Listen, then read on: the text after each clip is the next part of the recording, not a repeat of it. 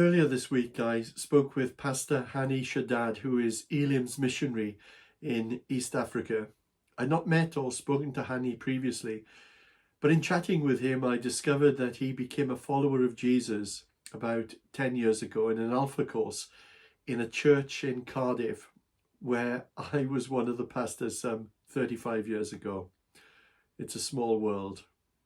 Hani, originally a refugee from Sudan, told me about the terrible effects that the civil war is having on his people, particularly in his home city of Khartoum, the capital city of Sudan, where the fighting is very fierce indeed. And I'm sure you've seen these terrible scenes on the news.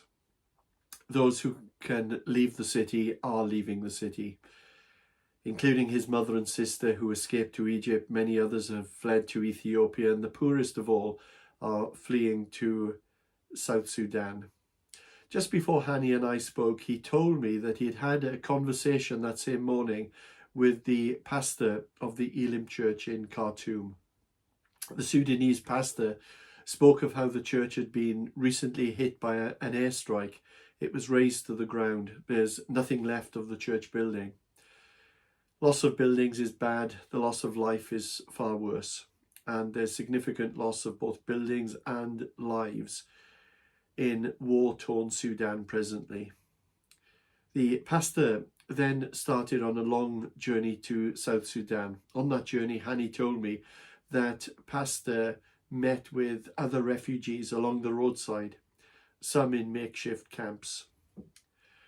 On the journey, he reached out to his fellow migrants with good news of Christ to those around him, and with some of them turning to Jesus. There was also a remarkable healing of a young lad. Jesus said, "Out of the fullness of our hearts our mouths speak." And despite the horror of his circumstances, this pastor spoke of what was in his heart. I felt so humbled by that story. On hearing this account, I was reminded that God, the God whom we serve, is the God who turns negatives into positives and who often uses adversity as his opportunity. Who could ever have imagined that such a terrible set of circumstances could be turned into something which was life transforming? Well, that's God for you. The present series is entitled Reaching Out, and we are exploring our church's mission statement, which is to reach Tamworth with the life-transforming love of Christ. We reach out through our words and through our actions. Much of our reaching out locally is through organised ministries, through tots and children and youth and elderly and food bank and counselling and so on. But this story of Hani's friend is nothing, if nothing else, teaches us to be aware and alert that God is working even when things don't go according to plan. In our church, we often sing that song, Waymaker, Miracle Worker, Promise Keeper, Light in Darkness. Our God, that is who you are. Even when we don't see it, you're working. Even when we don't feel it, you're working. You never stop working. God is often at work using our adversities and our trials. And I've discovered that fact over many years, that what we often see as a setback, the Lord sees as progress. What we often see as damaging or destructive, the Lord can use as an occasion for our development. What we often experience as suffering, the Lord uses for kingdom advancement. What we often see as an obstacle, the Lord can use as an opportunity. Following the death, resurrection and ascension of Jesus and the subsequent coming of the Spirit at Pentecost, persecution broke out against the early Christians. In Acts chapter 8, we are told that the church in Jerusalem was persecuted, and as it was persecuted, it scattered. At face value, this is pretty bad news, right? Well, actually wrong, because God was in charge, and we serve a God whose ways are higher than ours. Let's pick up the story in Acts chapter 8. On that day, that is the day that Stephen was martyred, a great persecution broke out against the church in Jerusalem, and all except the apostles were scattered throughout Judea and Samaria. Godly men buried Stephen and mourned deeply for him. But Saul began to destroy the church. Going from house to house, he dragged off both men and women and put them in prison. Those who had been scattered preached the word wherever they went. There's a couple of points I would like to draw out in those few verses. First of all, in verse 1, we're told that a great persecution broke out against the church in Jerusalem, and all except the apostles were scattered throughout Judea and Samaria. Judea, Samaria. Do you remember what Jesus' last words were before he ascended? In Acts 1 verse 8. Jesus promised that the Spirit would come on the church and empower them to take the message from Jerusalem to Judea and Samaria, and then to the ends of the earth. Now, I'm not sure how those early Christians believed that God would enable them to take the message outside Jerusalem.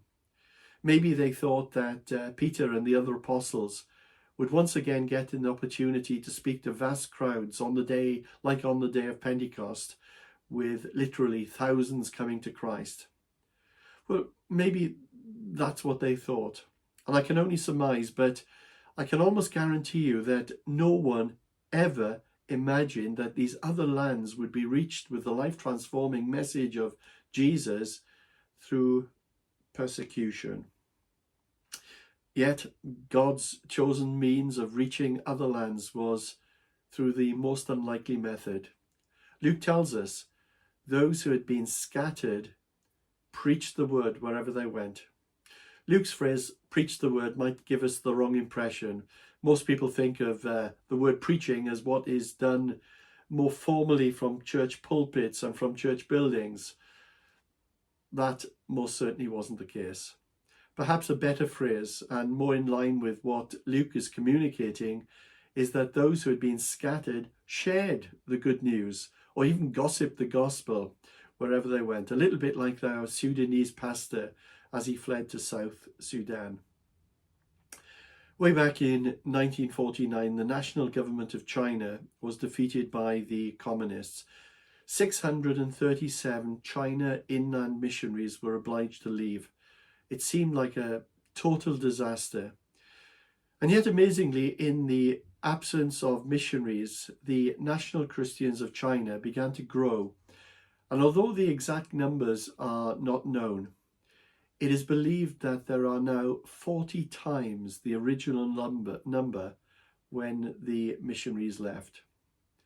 We serve a God who loves to turn negatives into positives. And one of the greatest examples of this truth is found in 3 verses, found in Philippians chapter 1. The context is that Paul is under house arrest in Rome, during which time he writes 4 letters, all included in the New Testament: Ephesians, Colossians, Philemon, and this letter to the church at Philippi, Philippians. In Philippians 1 verse 12, we read, "Now I want you to know, brothers and sisters, that what has happened to me has actually served to advance the gospel. As a result, it has become clear throughout the whole palace guard and to everyone else that I am in chains for Christ. And because of my chains, most of the brothers and sisters have become confident in the Lord and dare all the more to proclaim the gospel without fear." Just catch those words.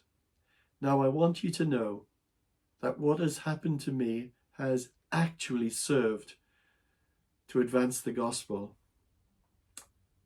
What has happened to me? What had happened to Paul? This is where we need to do a little bit of digging. If we read through Acts chapters 21 through to 28, we're given a whole catalogue of events that occurred in Paul's life immediately before he wrote this letter to the Philippian church.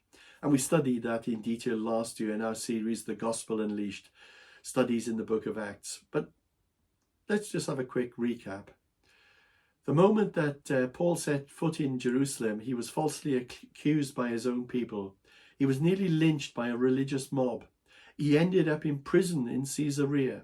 He escaped a flogging by pleading that he was a Roman citizen. His whole case was a mockery of justice. He was insulted. He was ridiculed. There was a deadly plot against him. He was caught up in a storm at sea, resulting in a shipwreck, leaving him at the mercy of the open seas. He was bitten by a snake. Eventually, he reached Rome in chains. And then he waited another 2 years for a decision on whether he would live or die whilst under house arrest. What has happened to me has actually served to advance the gospel, he said. Notice there, his first question is not, why did God allow these awful things to happen to me? Or, God, what are you playing at? No, he was far more concerned about the impact of the gospel. Let's unpick what's happening here to Paul. Paul informs us how his being in chains has actually served to advance the gospel. He presents us with two ways in which God has turned the negative of his chains and imprisonment into a positive of advancing the gospel. Verse 13. As a result, it has become clear throughout the whole palace guard and to everyone else that I am in chains for Christ. Paul was placed in a rented house and chained to a Roman soldier. In fact, the soldiers are part of the elite Praetorian Guard, who were the official bodyguards of the emperor. But it wasn't just one guard that Paul was chained to. The guard stayed on duty for 6 hours at a time, so Paul was chained for 24 hours a day, 7 days a week, 365 days a year for 2 years. I imagine that he met a few guards in his time. But can you imagine what it must have been like to be chained to the Apostle Paul at 6 hours at a time? An atheist's worst nightmare. The sheer quality of his life, the friends who visited, the conversations he had, the prayers that he prayed, the letters he wrote must have had a phenomenal effect upon the outlook and lives of those soldiers. Can you imagine being chained to a man who, by his own admission, prayed without ceasing? The soldiers must have been amazed at his ability to be joyful in the midst of great trials. Paul didn't know whether he was going to live or die, and yet he overflowed with joy. To him, life was about Christ and death was about being with Christ. I believe his life must have had such an effect upon these elite troops. And then Paul uses a catch-all phrase, and to everyone else. Well, who is this?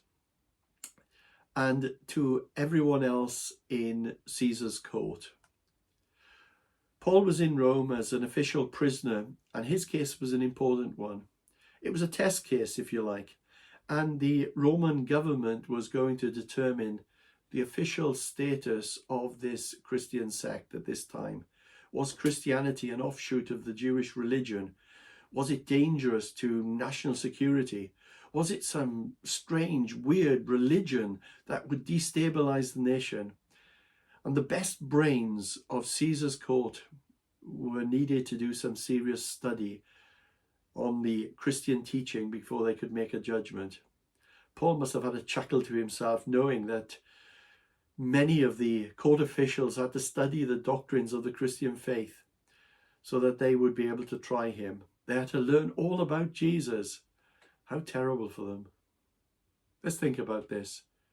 If we were left to devise the best way for advancing the gospel in first century Greco-Roman world, I can almost guarantee you that the plans would not have included getting Paul locked up for 2 years. We would argue that he was needed to be out and about, moving from city to city, an apostle among the Gentiles.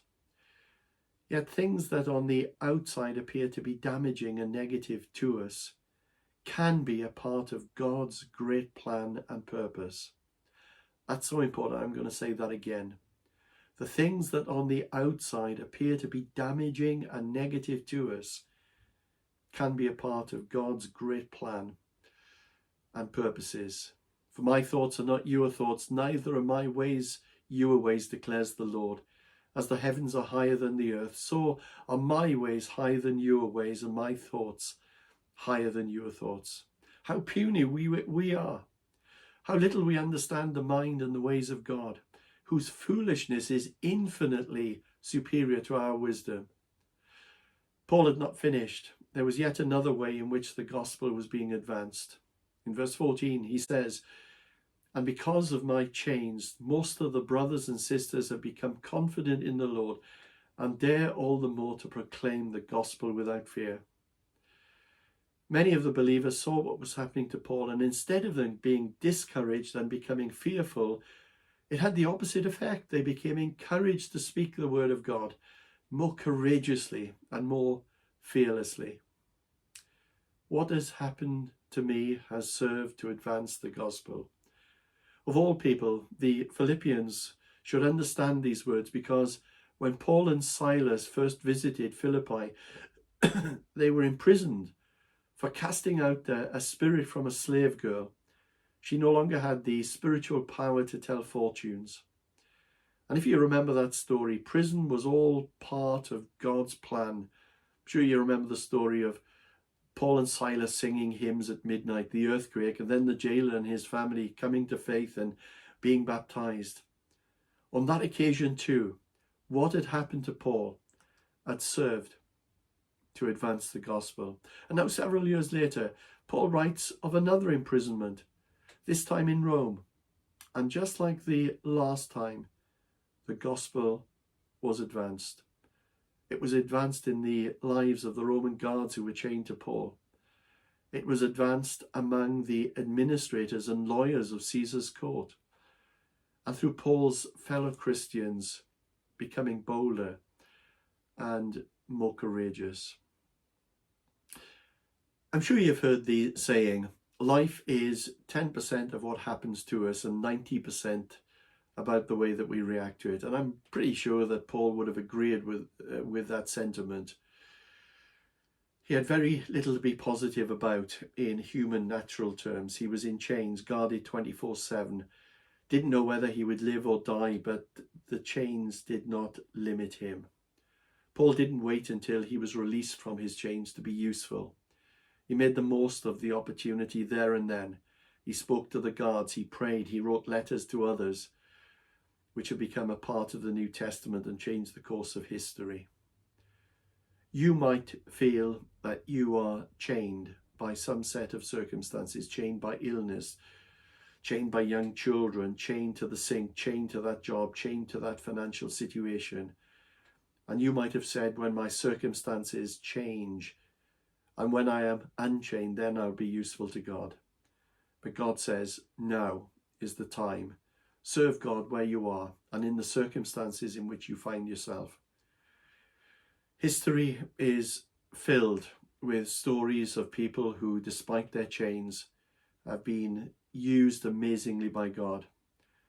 I'd like to encourage you to read biographies of people who were just like us, very ordinary, who have been used by God. Many Christians, I'm sure, have heard of Charles Haddon Spurgeon, the famous British preacher, but few know about his wife Susanna. In the early days of married life, she became disabled. You could say that she was chained to a wheelchair, but that didn't make her useless. She had a burden to share her husband's books with church leaders who couldn't afford them, and provided thousands of pastors with the books through the founding of the Book Fund. And then there was another Susanna Wesley, who was chained in a very different way. She was chained to the role of housewife and mother. She incidentally had 19 children, all before the days of Farley's rusks and disposable nappies. It also appears they didn't have a television. Come on, 19 kids. They weren't even Catholic. She prayed for all her kids and was a great example to them in the Lord. And out of this large family came John and Charles Wesley, whose ministry shook the British Isles. I could tell you of others, people like Fanny Crosby, who was chained by her blindness from the age of 6 weeks. but she was used by God as a prolific writer of hymns and gospel songs. She wrote 8,000 hymns. That's more than Hillsong, Worship Central, Graham Kenrick and Stuart Townend put together. What about Johnny Erickson Tada, who is chained to a wheelchair, having become paralyzed from the shoulders down in a diving accident as a teenager?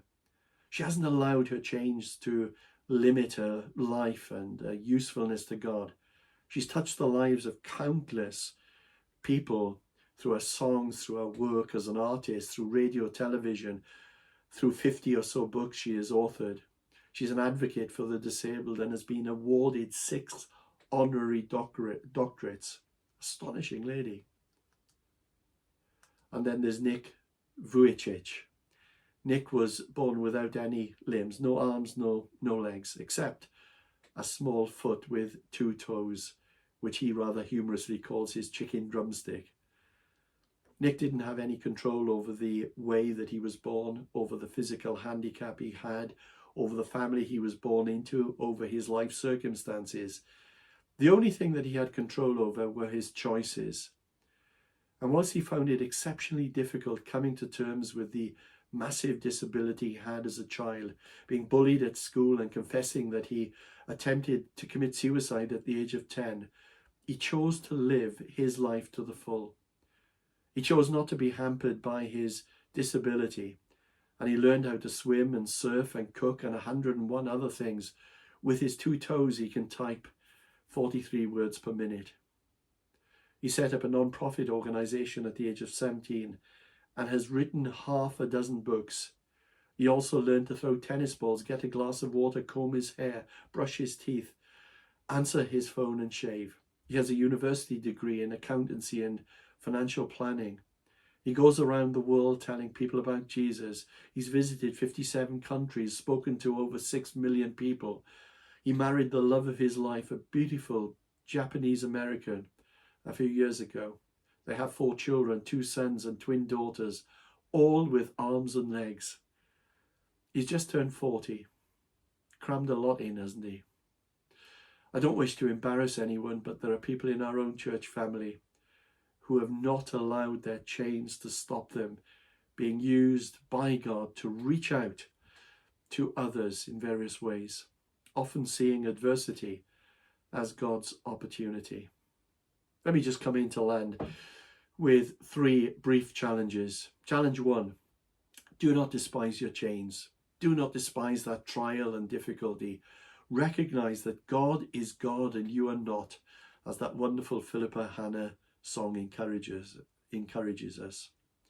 Challenge 2, today is God's day.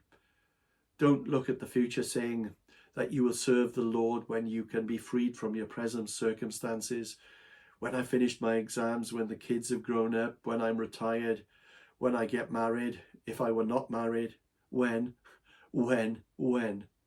Today is the day to be used by God. It is the only time that we can guarantee.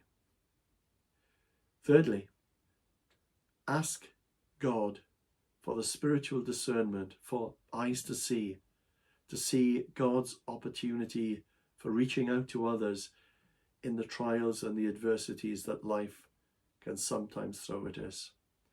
Maybe ask the Lord, Lord, how is this going to advance the gospel? Let me just close with that wonderful Philippa Hanna song I mentioned a few moments ago. When all foundations have been shaken, when I'm left standing in the dark, and all I feel is my heart breaking, you still reign, and you're still God. And when it feels all hope has faded, the heavy questions hit so hard, and though my soul may feel forsaken, you still reign, and you're still God. Though I can't see what's before me, and I know that I can trust your heart, and this one truth will be my story. You still reign, and you're still God. I will declare that you are with me. The voices whisper that you're not. You'll never leave me nor forsake me, because you still reign, and you're still God.